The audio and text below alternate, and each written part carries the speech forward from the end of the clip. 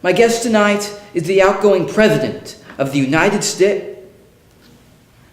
What's that, Jimmy? What do you mean you don't get Bush? I thought we had him booked. Fern? What the is a Fern backer? Moss? No, fine. My guest tonight is the outgoing President of the Menlo-School student body. The job must really suck, because nobody ever seems to run for re-election. Please welcome Jack Mossbacker.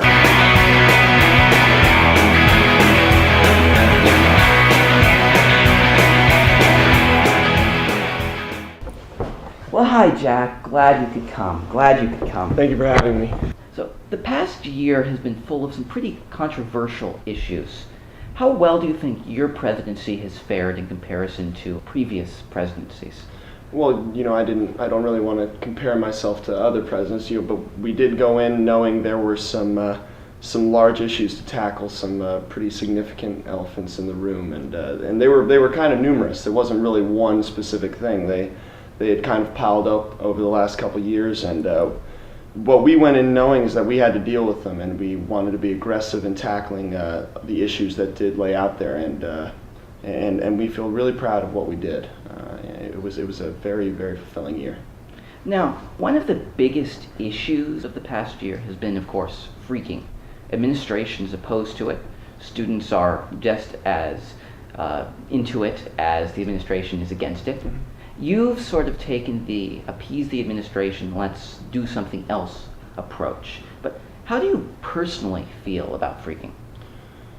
I personally love it. Shouldn't the administration be pro-freaking? After all, the mission statement, as Mr. Kolb frequently reminds us at Assembly, is, and I quote now, Menlo-School's mission is to empower students to ... develop the skills necessary for success in college. Now, isn't freaking just practice for what college is really all about?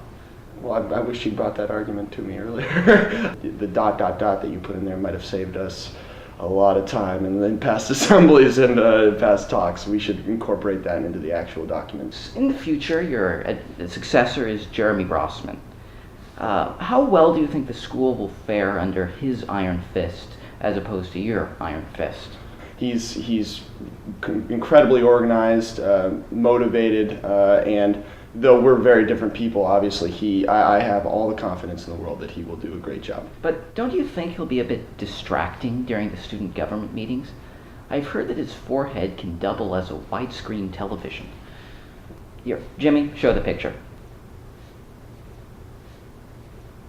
I've never heard that argument before, but that would actually come in kind of handy. We always wanted to have some kind of, one thing I hope they'll do next year is have a kind of an outdoor, almost like a drive-in movie theater on the quad, and that would be an incredible use of resources. That's free, so. Yeah. Now, you're named Jack, of course, and there are a lot of cool people named Jack, but the coolest among them all seem to be named Captain Jack. Have you ever thought of going into a career where you could become Captain Jack Mossbacker? That it just occurred to me that would be a cool fast food restaurant. Captain Jack's Chicken. I don't know. I don't know if that's. I've never thought of a career in fast food, but that's a possibility. I'll let you know if that's what ends up working out. There aren't too many. That's why it's kind of an exclusive club. But I would love to be a part of it. A cool but exclusive club. Exactly.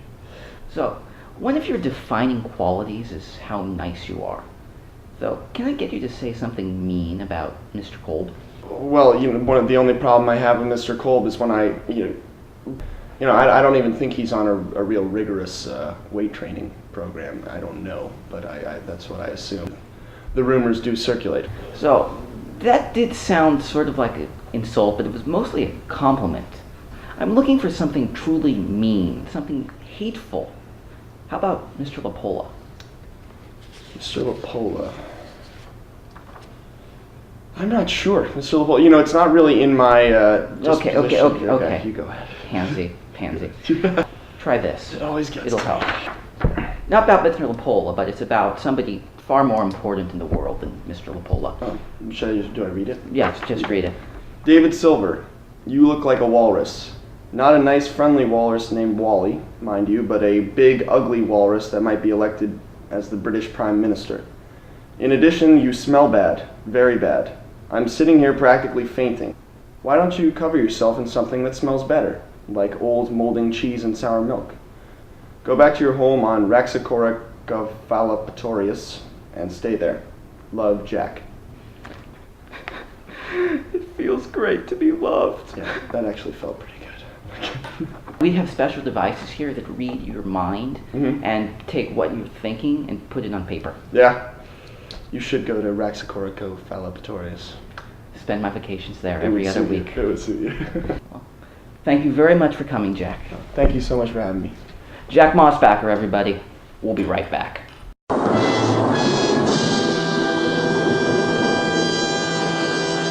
Well, everyone, that's the report. For those of you who are eagerly anticipating the next episode, well, it sucks to be you. Good night, everyone.